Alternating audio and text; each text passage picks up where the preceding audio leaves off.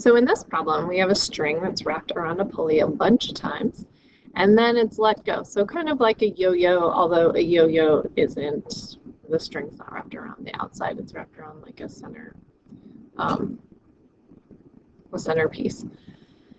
So a center axle. And the disc is just released, and then it rolls down or falls down as it unrolls. And we want to find the acceleration of the disc.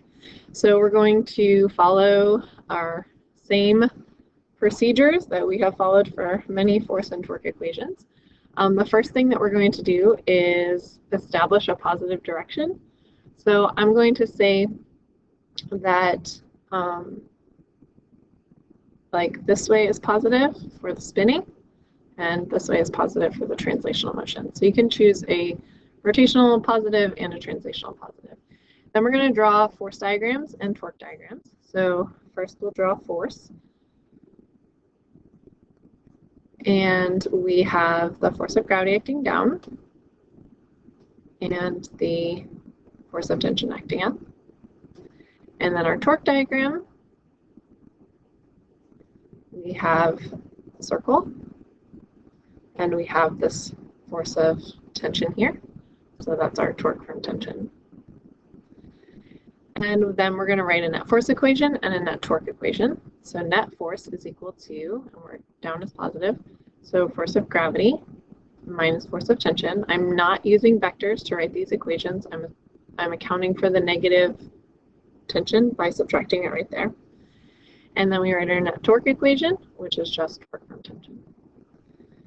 So net force we know is mass times acceleration. Gravitational field, or force of gravity is mass times gravitational field strength. And then over here we have net torque is I alpha, and the torque from the tension is R times force of tension.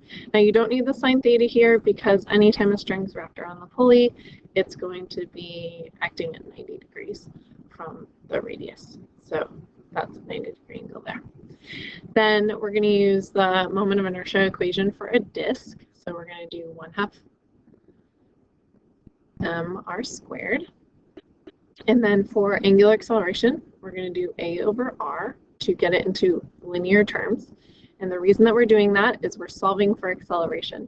So we have to take into account that the disk is rotating, but we're looking for its linear acceleration, its translational acceleration. So we're going to use a over r for angular acceleration.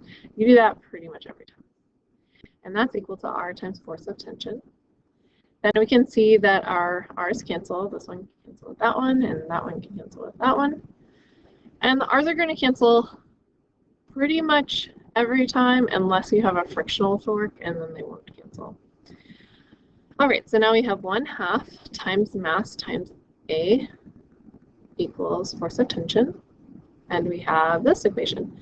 And we just have two unknowns, and those are acceleration and force of tension. And it's not asking to solve for force of tension, so we're just going to solve for acceleration. I'm going to add these. It's a great way to get rid of force of tension because you have a negative force of tension here and a positive force of tension here. And when you're doing these types of problems, it'll always work out like that. So you have mass times acceleration plus 1/2 mass times acceleration. And there's only one mass here, so you don't have to worry about mass of pulley or mass of block. There's just one thing. That's equal to mass times gravitational field strength minus force of tension plus force of tension. And so our forces of tension go away. And now we just, oh, what else goes away? After force of tension goes away, now mass goes away. So we were given mass in the problem, but it doesn't even matter. It doesn't affect it. So now we have 3/2 A equals G. So G equals 2/3 A. Oh my goodness, that's not what I meant to write.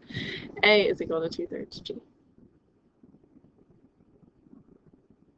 There you go, and that's how you solve that problem.